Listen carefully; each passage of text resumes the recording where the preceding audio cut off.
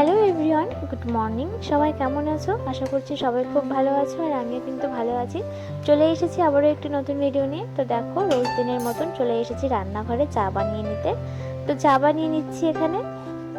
আর এই যে আমার চা করা কমপ্লিট হয়ে গেছে, আর 2 কাপ চা ছেঁকে নিচ্ছি, একটা শ্বশুরমশাইয়ের জন্য আর একটা আমার জন্য।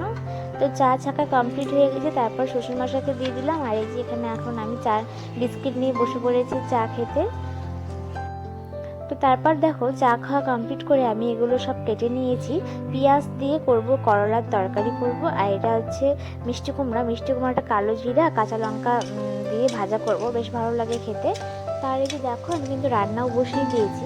আর আজকে রাত্রে রান্না কমপ্লিট করে আজকে একটু ঘরের কাজে লাগবো, ঘরে প্রচুর কাজ রয়েছে। আর এই যে দেখো, ঘরে কিন্তু চলেও এসেছি। আর আমি এখানে ড্রেসিং টেবিলটা পরিষ্কার করে নিচ্ছি, কারণ ড্রেসিং টেবিলটা খুব ধুলো জমেছে। আমাদের বাড়িটা রাস্তার ধারে, তো তার জন্য সবসময় বাড়িতে সবসময় ধুলো জমে। আর আমার ঘরটা তো বেশি ধুলো জমে, কারণ আমার ঘরটা যেহেতু প্রথমেই আমার ঘরটা, তার জন্য বেশি ধুলো আমার ঘরটাতেই জমে। তো দেখো, আমি ড্রেসিং টেবিলটা পরিষ্কার করে নিচ্ছি। আর এই যে পরিষ্কার করা হয়ে গেছে, যে কোনো জিনিসই পরিষ্কার পরিচ্ছন্ন করার পর খুব সুন্দর লাগে দেখতে কিন্তু।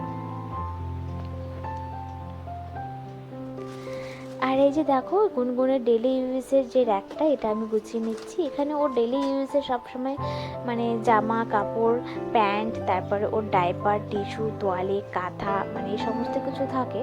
তো যেহেতু রোজ ইউজ করা হয়, সবসময় এটা ওটা বের করতেই হয়, তো তার জন্য এটা সবসময় অগোছালো হয়ে থাকে। আর এটা আমাকে দিনে অনেকবার গোছাতে হয়। আর 2 দিন ধরে একদমই গোছাচ্ছিলাম না, তার জন্য আরও খুব খারাপ অবস্থা হয়েছিল। তো আমি গুছিয়ে নিলাম। আর এখানে দেখো, ও একা একাই খেলছে।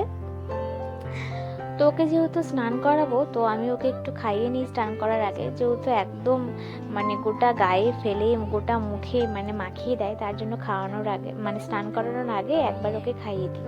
তো যে দেখো, মুখে দিয়েছি আর ধরে আছে, গিলছে না। এরকম করলে পারা যায় বলো? খাওয়া নিয়ে মেয়েটা এখনই এত ঝামেলা শুরু করেছে, জানি না পরে কি করবে। তো তারপরে যে দেখো, খাওয়া কমপ্লিট করে ওকে স্নান করিয়ে নিয়ে চলে এসেছি। আর এই যে ও এখন দেখো খেলবে এই টেবিলটা নিয়ে। তো স্নান করানোর পর ও কিছুক্ষণ বেশ ভালোই খেলে। আর এই দোলনাটা দেখো, এখানে মেয়ে তো দোল খায় না, যেন কাপড়গুলোই দোল খায়, এত কাপড় জমে রয়েছে। তো আমি চলো কাপড়গুলোকে গুছিয়ে নিই।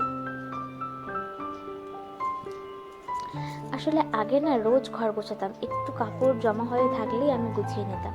আর এখন মেয়েকে সময় দিতে দিতে না আর হয় না, ওর এটা করতে সেটা করতে, ওকে সামলাতে সামলাতে তখন আর যখন একটু সময় পাই 5-10 মিনিটের জন্য, তখন আর শরীরটা এত টায়ার্ড হয়ে থাকে, তখন মনে হয় না যে আর উঠে গিয়ে ওই কাপড়গুলোতে হাত দিই, যে কাপড়গুলো গুছিয়ে রাখি। সত্যি আর তখন আর ইচ্ছে করে না, যে যেটুকু টাইম ফাঁকা পাই আর কি।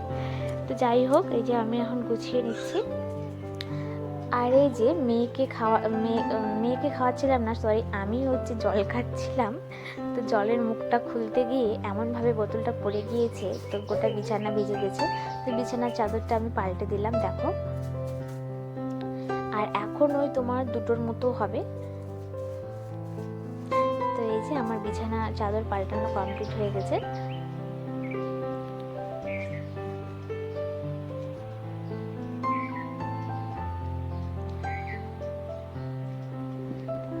তো এই যে আমি এখন মেয়েকে ঘুম পাড়িয়ে দিচ্ছি। তো ও ফাইনালি ঘুমিয়ে গেছে, আর ওকে শুইয়ে দিয়েছি। তো জানলার পর্দাটা একটু টেনে দিচ্ছি, তাহলে অনেকক্ষণ ঘুমাবে। তো যাই হোক, আজকের ভিডিওটা এখানেই শেষ করছি। ভালো লাগলে সবাই অবশ্যই পাশে থেকো। টাটা।